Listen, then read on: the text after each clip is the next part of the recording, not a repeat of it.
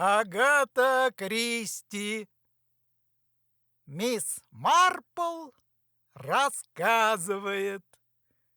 Читает Селигерский отшельник. А вот еще одна история, которую я, кажется, вам еще не рассказывала, мои дорогие. Ни тебе, Реймонд, ни тебе, Джоан, душечка. Про один забавный случай, который произошел несколько лет назад. Только не подумайте, что я хочу похвастаться. Кому как не мне знать, что вы молодые, куда умнее меня. Реймонд издает такие модные книжки про малоприятных молодых людей, а Джоан рисует совершенно необыкновенные картины, где все люди квадратные, да еще с какими-то буграми по всему телу. Надо же такой придумать, милочка, мне бы и в голову не пришло. Недаром Реймонд меня называет, правда, очень добродушно, ведь он просто ангел, закоренелой викторианкой.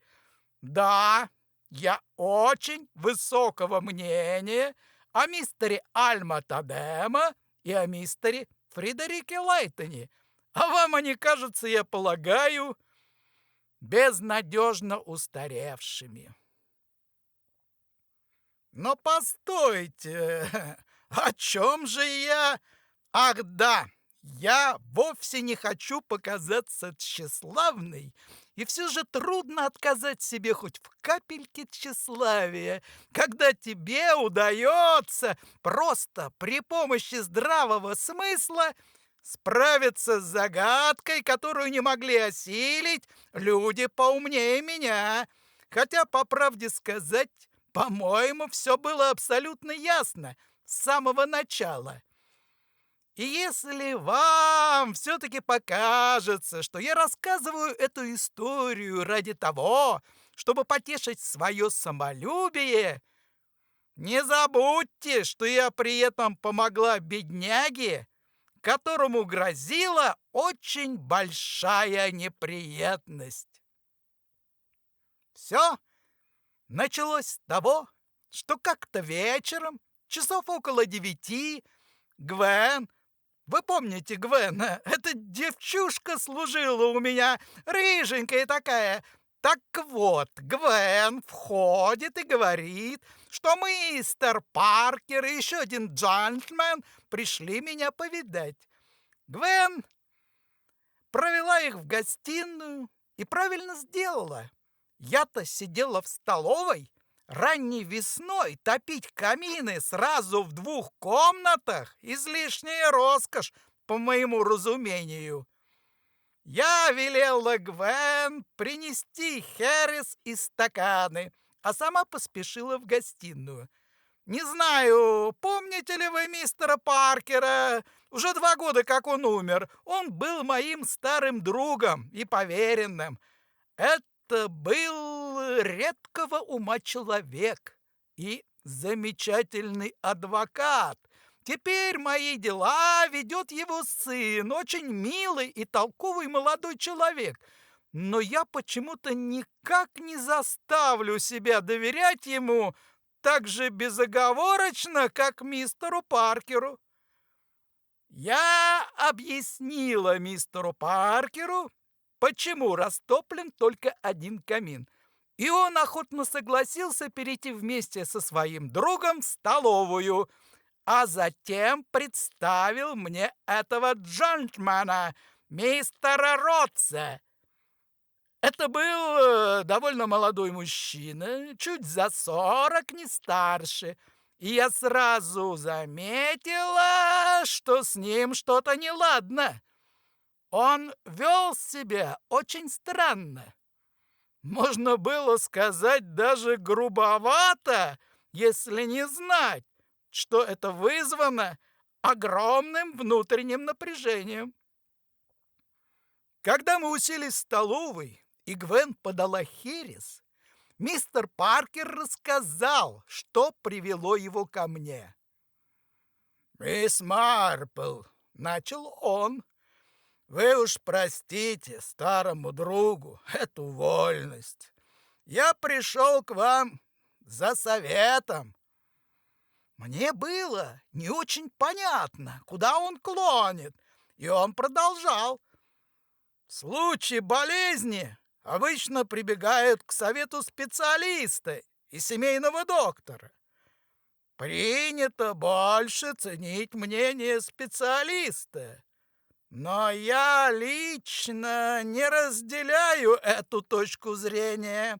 Специалист компетентен только в своей области, а у семейного же доктора меньше знаний в этой области, зато куда более обширный и богатый опыт. Мне ли не знать, как это бывает? Моя молодая племянница совсем недавно кинулась со своим малышом к какому-то доктору, специалисту по кожным болезням, не посоветовавшись с семейным врачом, потому что считает его просто старым болтуном. Ну так вот, этот кожник назначил ей ужасно дорогое лечение, а потом оказалось, что у ребенка была просто корь, только в какой-то необычной форме. Я оттого это упоминаю, что совершенно согласна с мистером Паркером. Он привел очень удачное сравнение. Если мистер Родес занемог, начала было я, но тут же замолчала. Несчастный джентльмен разразился ужасающим хохотом. «Да уж, эта болезнь грозит мне в ближайшее время смертельным исходом», — сказал он. Тут, наконец, все и выяснилось. Недавно было совершено убийство в Барнчестере, городке в милях в 20 от нашей деревни. Боюсь, что я в свое время не обратила на это должного внимания. У нас был большой переполох из-за местной патронажной сестры. Так что события во внешнем мире, то, что будь убийство в Манчестере или землетрясение в Индии, отошли на второй план. В деревне всегда так. И все же я припомнила, что читала что-то про женщину, которую закололи в каком-то отеле. Хотя как ее звали, я, конечно, запамятовала. И представьте, эта женщина оказалась женой мистера Ротса. И мало ему и этого горя, так его еще и заподозрили в убийстве. Мистер Паркер растолковал мне все и заметил, что хотя коронер и вынес вердикт убийства неизвестным лицом или группой лиц, мистер Роде имеет все основания полагать, что его со дня на день могут арестовать. И он обратился к мистеру Паркеру, вручив ему свою судьбу. Мистер Паркер добавил, что сегодня, что уже консультировался с сэром Малькольмом Олдом, королевским адвокатом, и что если дело дойдет до суда, сэр Малькольм готов защищать мистера Ротса. И еще мистер Паркер сказал, что сэр Малькольм человек молодой, владеет самыми современными методами, и у него уже намечен определенный план защиты. Но этот план не вполне устраивает мистера Паркера. «Видите ли, дорогая моя леди, — сказал он, — перед нами пример того, что я называю мнением специалиста. Представьте сэру Малькольму имеющие факты, и он увидит их только с одной точки зрения, с точки зрения адвоката, и тут же наметит план защиты в суде. Но наилучший с точки зрения специалиста план защиты подсудимого, на мой взгляд, недостаточен, если будет упущено из вида самое сложное, а защитник не принимает во внимание то, что произошло на самом деле. Ну, потом он принялся делать мне комплименты, наговорил много лестных слов о моей проницательности, светлом уме и знании человеческой натуры и попросил разрешения изложить мне все подробно в надежде, что я смогу что-то подсказать. Я видела, что мистер Роде настроен в высшей степени скептически и раздосадован тем, что его вообще сюда привели. Но мистер Паркер, не обращая на него внимания, продолжал рассказывать о том, что же, собственно, произошло ночью 8 марта. Мистер и мисс Роде остановились в отеле «Корона» в Барнчестере. Миссис Роде, насколько я поняла, по весьма деликатным намекам мистера Паркера, особо нервная, мстительная, мнительная, легла спать сразу же после обеда. Они с мужем занимали 2 смежные комнаты. Мистер Роде решил еще немного поработать. Он пишет книгу о кремниевых орудиях первобытного человека. В 11 часов вечера он сложил свои бумаги и собрался ложиться спать. Перед тем, как лечь, он мельком заглянул в комнату своей жены, на случай, если ей что-нибудь понадобится, и видит, что его жена лежит поперек кровати с ножом в сердце, и тело ее уже начало остывать.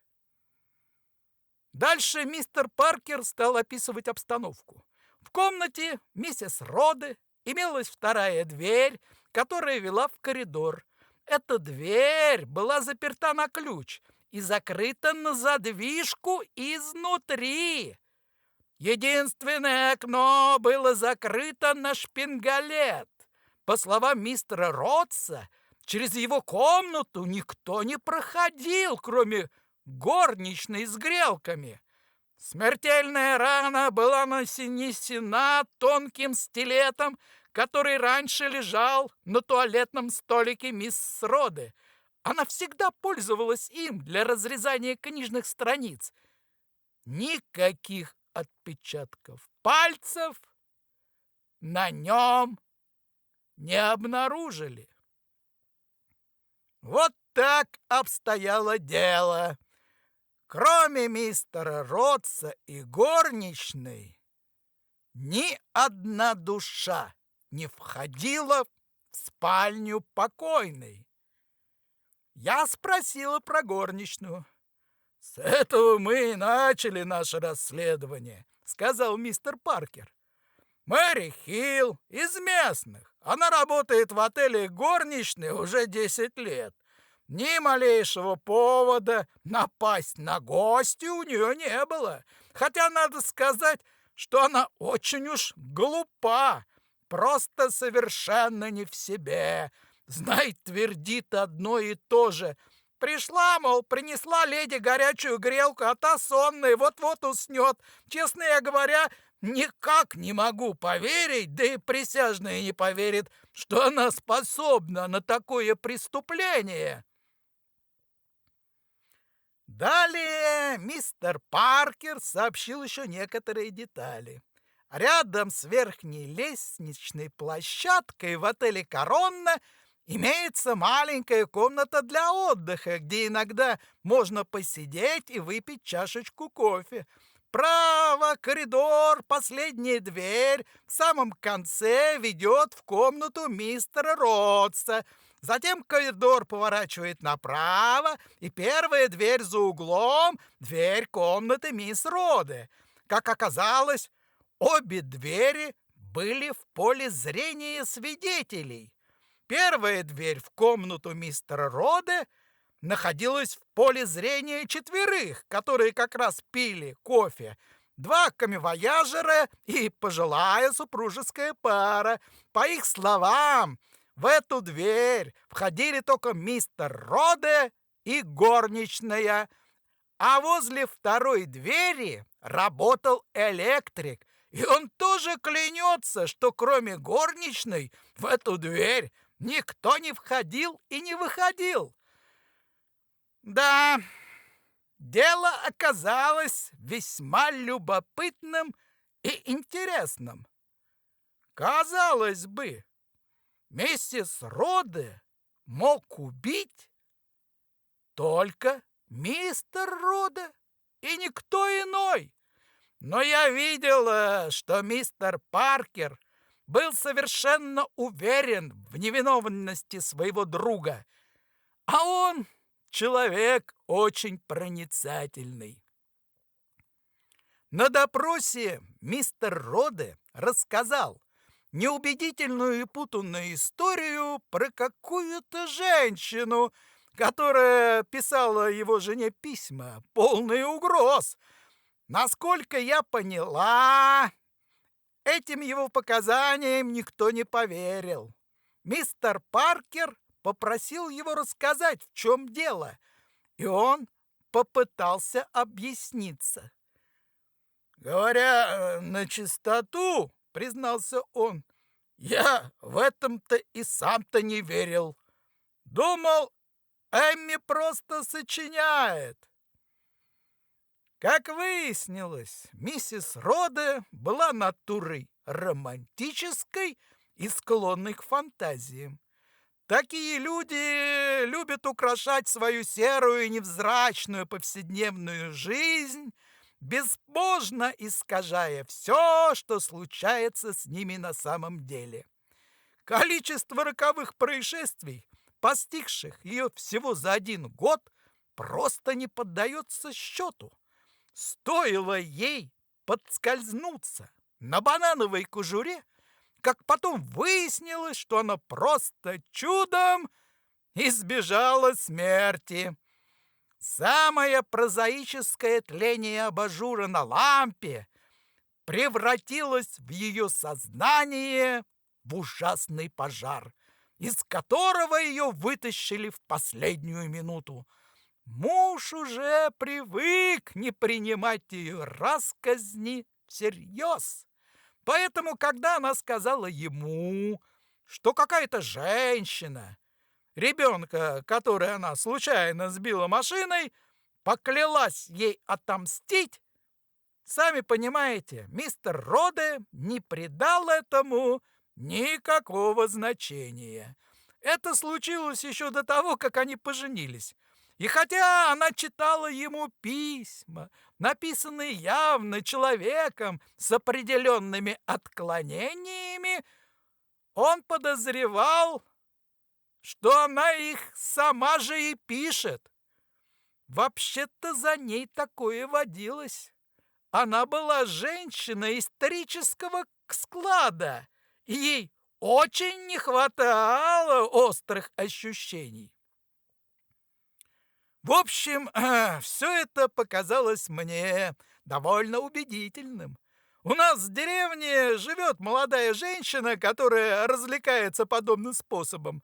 Беда только в том, что когда с несчастными приключается действительная неприятность, никто не верит, что они говорят правду. А полиция, судя по всему, просто решила, что мистер Роде выдумал эту сказку, чтобы отвести от себя подозрение. Я спросила, не останавливались в отеле одинокие женщины? Оказалось, были такие дамы. Некая миссис Гранби, вдова, чей муж служил в Индии, и мисс Карутерс, уже не молодая особа, из тех, кто обожает конный спорт и щеголяет охотничьим жаргоном. Знаете, как они разговаривают сквозь зубы? Половина слов не разберешь. Мистер Паркер добавил, что, судя по самым тщательным расспросам, их никто близко не видел возле места преступления. Да и вообще, казалось, обе они никоим образом не были причастны к этому делу. Я попросила его описать их внешность. Он сказал, что миссис Гренби, рыжеватые, не слишком причесанные волосы, бледное, одутловатое лицо, и на вид ей никак не меньше лет 50. Носит она довольно яркие шелковые платья из индийских тканей, ну и прочее в этом роде. Мисс Карутерс лет 40. Она носит пенсне, которую почти мужскую стрижку и пиджаки мужского покроя. «Просто беда», — сказала я. «Да чё ж все усложняет?» Мистер Паркер испытующе посмотрел на меня, но я решила пока ничего не объяснять и поинтересовалась, что намерен предложить судьям сэр Малькольм Солт. Как оказалось, сэр Малькольм настаивает на самоубийстве. Мистер Паркер заметил, что заключение судебного медика не дает никаких оснований для подобного вывода, и надо принять во внимание отсутствие отпечатков пальцев. Но сэр Малькольм готов был вызвать своего эксперта, который сумел бы объяснить причину отсутствия отпечатков. Я спросила у мистера Ротса, что он об этом думает. Он заявил, что все врачи просто болваны, но сам он никогда не поверит в то, что его жена могла покончить с собой. Да не из тех она, кто может на такое решиться, прямо заявил он. Я придерживаюсь такого же мнения. Люди подобного душевного склада очень редко кончают жизнь самоубийством. Я немного подумала и спросила, выходит ли дверь из комнаты мисс Роде непосредственно в коридор. Мистер Роде ответил, что там есть еще маленький коридорчик, из которого попадешь в ванную и уборную. Именно дверь из комнаты в этот коридорчик и была заперта изнутри на задвижку. В таком случае, заметила я, все, по-моему, совершенно ясно. И действительно, все объяснялось чрезвычайно просто. Проще не придумаешь. Ума не приложу, почему никто не сумел догадаться. Мистер Паркер и мистер Роде так воззрились на меня, что мне даже неловко стало. «Похоже, — сказал мистер Роде, — что мисс Марпл упустила из виду некоторые трудно объяснимые факты». «Ничуть не бывало, — ответила я. Перед нами 4 возможности. Миссис Роде была убита своим мужем, или горничной, или покончила жизнь самоубийством, или ее убил совершенно посторонний человек, которого никто не видел. «Но это невозможно!» — выпалил мистер Раде. «Через мою комнату никто не мог пройти. Разве это невидимка, что ли? А если кто-то и сумел пробраться в комнату жены прямо на глазах у электрика, так как же, черт побери, он вышел оттуда через запертую на ключ и засов дверь?» Мистер Паркер взглянул на меня и сказал, словно подначивая: «Ну-с, что скажете, мисс Марпл?» «Я бы хотела задать один вопрос», — начала я. «Скажите, мистер Раде, а как выглядела горничная?» Он сказал, что не очень-то хорошо ее разглядел. Кажется, довольно высокая, а вот блондинка она или брюнетка, не запомнил. Я спросила о том же мистера Паркера. Он сказал, что роста она была среднего, волосы довольно светлые и румянец во всю щеку. «Вы человек приметливый, Паркер. Куда мне до вас?» — сказал мистер Раде. Я позволила себе в этом усомниться и попросила мистера Ротса описать мою служанку. Это не удалось ни ему, ни мистеру Паркеру. «Неужели вы до сих пор не поняли, что я имею в виду?» — сказала я. «Вы оба пришли сюда, сосредоточенные только на своих делах, а девушка, которая открыла вам дверь, была для вас лишь прислугой, и как она выглядит, вам совершенно безразлично. То же самое и с мистером Ротсом. Тогда в отеле он видел только горничную, то есть только ее форменное платье и передник. Он был поглощен своей работой. А вот мистер Паркер разговаривал с ней при совершенно иных обстоятельствах. Он смотрел на нее как на личность. Как раз на это и рассчитывала женщина, убившая миссис Раде. Они все еще ничего не понимали, и мне пришлось объяснить подробно. «Вот как все было, на мой взгляд», — продолжала я. Горничная прошла через комнату мистера Ротса в спальню миссис Раде, отдала ей грелку и вышла через проход возле ванной в коридор.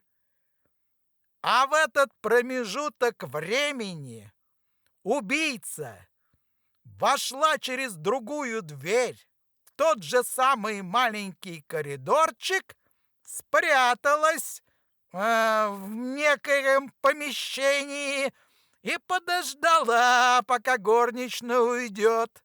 Затем она вошла в комнату миссис Раде, взяла стилет с туалетного столика, не сомневаясь, что она заранее посмотрела, что где лежит, подошла к кровати, нанесла смертельный удар уже задремавшей мисс Раде, обтерла ручку стилета, заперла и накрыла на задвижку ту дверь, в которую вошла, и вышла через комнату, в которой работал мистер Раде. Мистер Раде воскликнул: «Но ведь я бы ее увидел, да и электрик ее бы заметил, когда она входила». «Нет, вот тут вы ошибаетесь», — сказала я. Вот тут вы и ошибаетесь. Вы бы ее не увидели, потому что она была одета как горничная. Я подождала, пока до них дойдет с моих слов, и продолжала. Вы были поглощены работой. Краешком глаза вы заметили, что горничная вошла, прошла в комнату вашей жены, а затем вышла обратно. Платье было то же самое, а вот женщина другая. Тоже видели четверо свидетелей. Горничная вошла, а потом вышла, и электрик тоже ничего не заметил. Будь горничная хорошенькой, возможно, он бы и обратил на нее внимание. Такова уж человеческая натура. Но когда это неприметная молодая женщина, вы только видите то, что было на ней надето, но никак не ее лицо или фигуру. «Так кто же она?» — воскликнул мистер Раде. «Ну, — отвечала я, — тут возникает некоторые затруднения. Безусловно, это либо мисс Гренби, либо мисс Карутерс. Мне кажется, миссис Гренби обычно носит парик, так что в роли горничной она могла бы его просто снять. С другой стороны, мисс Карутерс ничего не стоило бы надеть парик при ее короткой стрижке. Я думаю, что если бы вы сейчас увидели эту женщину в форме горничной, то сразу бы поняли, кто она на самом деле. Лично я думаю, что это была мисс Карутерс. Ну вот, мои дорогие, на этом история, собственно говоря, и заканчивается. И хотя звали ее, конечно, не мисс Карутерс, убийцей все же оказалась она. У них в семье была дурная наследственность, понимаете? Мисс Раде, беспечная и неосмотрительна, действительно когда-то задавила ее маленькую дочурку. Ее рассудок не выдержал, увы. Внешне она совершенно не походила на сумасшедшую, разве что письма, которые она писала своей будущей жертве. Какое-то время она преследовала ее и, наконец, исполнила задуманное, очень ловко спланировав преступление. Даже парик и форму горничной на следующее утро она отослала куда-то по почте. Но когда ей представили факты, тут же созналась в содеянном. Да, теперь бедняжка в Бродмуре. Несколько дней спустя мистер Паркер навестил меня и передал письмо от мистера Ротса. Мне даже неловко стало от его благодарности. А потом Паркер спросил: «Скажите, а как вы догадались, что это Карутерс, а не Гренби? Вы же ни одну из них в глаза не видели!» «Понимаете, — ответила я, — все дело в том, что, по вашим словам, она словно цедила слова сквозь зубы и глотала отдельные звуки. Понимаете, это только в романах встречаются такие персонажи. А вот в жизни, если попадаются, то им уж никак не меньше 60, а ей, по вашим словам, было не больше 40. Так что мне показалось, что она просто играла роль. И к тому же явно переигрывала. Того, что мне сказал в ответ мистер Паркер, я вам говорить не стану. Однако его слова были для меня очень приятными, и я даже все-таки чуточку возгордилась. Удивительное дело, что не делается в этом мире, все к лучшему. Мистер Роде снова женился на очень славной, разумной девушке, и у них родился чудесный ребеночек. И что бы вы думали? Они просили меня стать крестной. Как это мило с их стороны, не правда ли? Ну да, что-то я разболталась. Сколько времени у вас отняла? Благодарю вас от всего сердца за то, что вы пронеслись сквозь волны этого рассказа до самого берега его завершения. Если вы действительно были со мной до последней строки, прошу вас, зажгите в комментариях маленький огонек или оставьте трепетное сердечко. Пусть это станет маяком, сигнализирующим о количестве душ, дошедших до финала. И да пребудет со мной милость всемогущего Ютуба, дабы он расправил крылья моему видео и понес его навстречу новым слушателям. Вместо прощания, которое звучит как похоронный звон, я предлагаю вам нырнуть в глубину следующей истории, что словно сокровище возникло сейчас в списке на экране. Пусть она станет для вас новым приключением, новой гранью познания, новым лучом света в бесконечной тьме будней.